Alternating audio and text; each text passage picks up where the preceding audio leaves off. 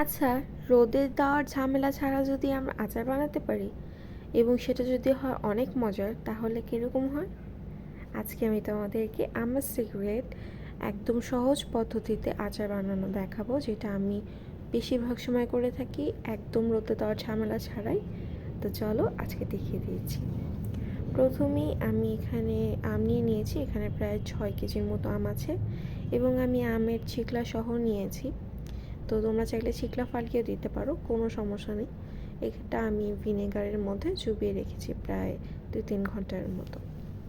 এটা ওয়াশ করে পানি ঝরতে দিয়ে দিলাম। এখন একটা বাটিতে সরিষা নিয়ে নিলাম 100 থেকে 150 গ্রামের মতন। এখন এটাকে আমি সুন্দর করে একদম মিহি পেস্ট করতে হবে, কোনো দানাদার থাকতে পারবে না, একদম মিহি পেস্ট করে এটা আমি রেখে দেবো। এখন একটা কড়াইয়ে আমি সরিষার তেল নিয়ে নিব। সবসময় মনে রাখবে আচারে সরিষার তেল ইউজ করতে হয় এবং চেষ্টা করবে যখন তুমি এটাকে অনেক দিন স্থায়ী করতে চাইবে আচারটা, তখন তুমি চেষ্টা করবে সরিষার তেলটা একটু বেশি দিতে। আর যদি তুমি বলো যে না আমি এটা স্থায়ী করব না, আমি তেল খুব কম দিয়ে ইউজ করব, তাহলে আমি একদম তোমাদের সাজেস্ট করব যে ভিনেগার তো অবশ্যই ইউজ করবে, প্লাস হচ্ছে এটার সাথে অবশ্যই এটা ফ্রিজে রাখবে। এখন আমি সরিষার তেলটা গরম হয়ে যাওয়ার পরে আমটা দিয়ে তেলের মধ্যে কতক্ষণ ভেজে নিয়েছিলাম। এরপর আমি এখানে দিয়ে দিলাম সরিষা বাটা, পুরোটা সরিষা বাটাটা দিয়ে এখন আবার তেলের মধ্যে এটাকে একদম ভালোভাবে করতে হবে। এই জিনিসটা তোমাকে অবশ্যই প্রায় 15 থেকে 20 মিনিট চুলায় নেড়ে নিতে হবে। এরপরে একটু ভাজাভাজি করার পরে এখন আমি এখানে প্রায় 1 কেজি চিনি দিয়ে দিয়েছি। এটা আখের চিনি দিয়েছি আমি, তোমরা চাইলে এখানে গুঁড়ো ইউজ করতে পারো, গুড়ে আচারের টেস্ট আরও বেশি আসে, কিন্তু আমার হাতের কাছে চিনি ছিল তাই আমি চিনি ইউজ করেছি। আমি আচারের জন্য সবসময় মরিচের গুঁড়া করে রাখি, তো তোমরা এরকম মরিচের গুঁড়া করে রাখতে পারো, এটা অনেক দিন সংরক্ষণ করা যায়। শুকনো মরিচ একটু তেল ছাড়া এভাবে গুঁড়ো করে নিতে পারো, এটা অনেক দিন ভালো থাকে এবং যে কোনো কিছুর সাথে এটা খাওয়া যায়। আমি একটু লবণও দিয়ে দিচ্ছি সাথে সাথে। আসলে আচার জিনিসটা এরকম যেটা টেস্ট বাইট অনুযায়ী, মানে তোমার যতটুকু টেস্ট মনে হচ্ছে ওরকমভাবেই তুমি নেবে, কিন্তু একদম এক্স্যাক্ট মেজারমেন্টটা না বলা যায় না।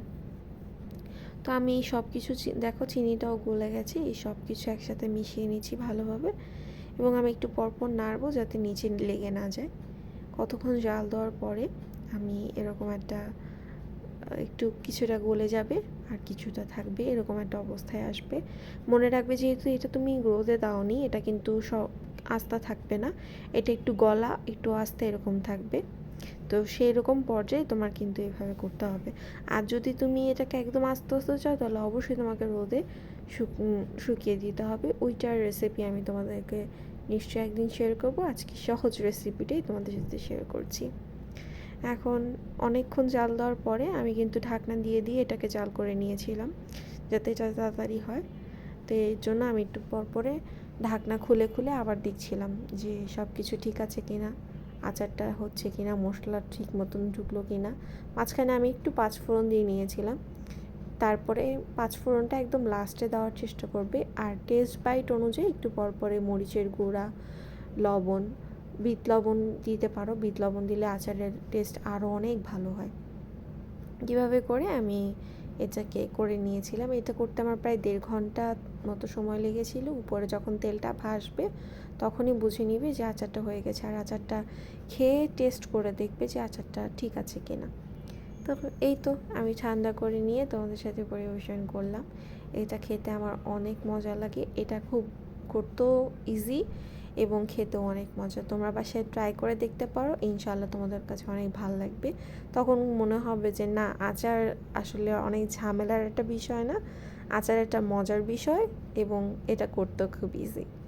আল্লাহ হাফেজ।